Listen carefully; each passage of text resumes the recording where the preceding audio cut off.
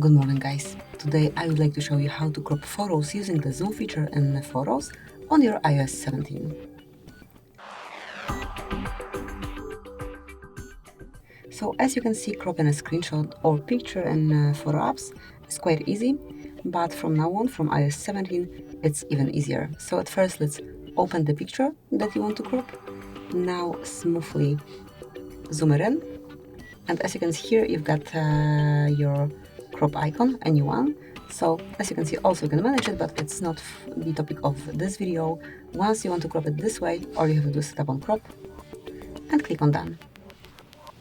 As you can see, from now on it is cropped. You can smoothly use this zoom in photo. Thank you for watching.